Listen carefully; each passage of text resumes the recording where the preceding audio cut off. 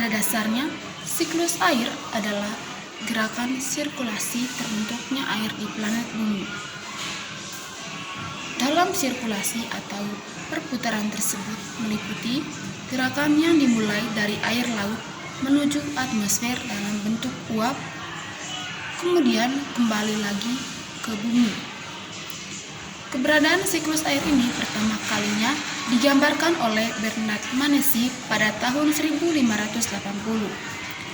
Kala itu beliau mengatakan bahwa air yang menguap dari lautan membentuk awan, kemudian awan bergerak ke daratan lalu turunlah hujan. Hujan tersebut nantinya akan mengalir lagi dan kembali menguap. Yang kedua, proses siklus air di bumi. Yang pertama, penguapan atau evaporasi. Dalam proses penguapan ini terjadilah perubahan air dari bentuk yang awalnya cair menjadi bentuk gas. Yang kedua, kondensasi. Kondensasi adalah suatu proses yang mengubah air dari bentuk gas menjadi bentuk cair. Yang ketiga, air hujan. Ketika uap air telah membentuk awan, apabila terkena angin pasti awan tersebut akan terseret atau mengikuti arus angin. Yang keempat, infiltrasi. Proses ini adalah ketika air dari awan jatuh kembali ke bumi, yang mana pasti sebagian besar jatuh menuju ke tanah dan membasahinya hingga ke dalam tanah. Yang kelima, limpasan. Limpasan adalah proses di mana air tidak meresap ke dalam tanah, melainkan mengalir di tanah. Yang keenam, ada transpirasi. Proses ini adalah ketika air menguap dari tanaman, terutama melalui daun. Yang berikutnya ada jenis-jenis siklus air. Yang pertama ada siklus air pendek atau kecil.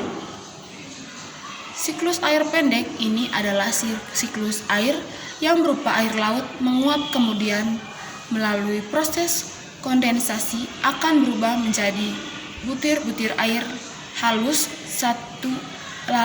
atau awan. Selanjutnya, hujan akan jatuh ke laut dan prosesnya berulang kembali. Dalam siklus ini, umumnya akan mengalami pemanasan oleh sinar air. Matahari sehingga mampu membuat air laut menjadi menguap hingga membumbung naik menuju ke udara. Yang kedua ada siklus air sedang atau menengah.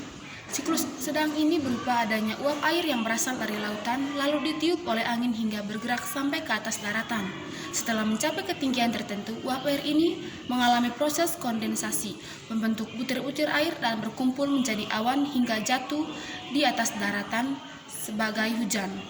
Air hujan di daratan nantinya akan mengalami kembali ke laut melalui sungai, permukaan tanah atau resapan di tanah. Yang ketiga, siklus air panjang atau besar.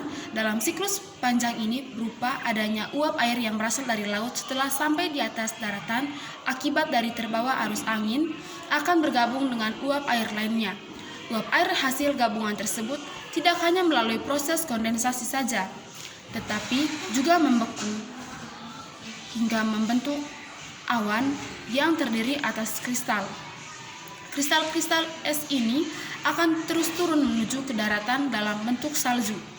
Ketika salju telah menjadi cair dan mengalir sebagai bentuk gletser, kemudian akan kembali lagi ke laut.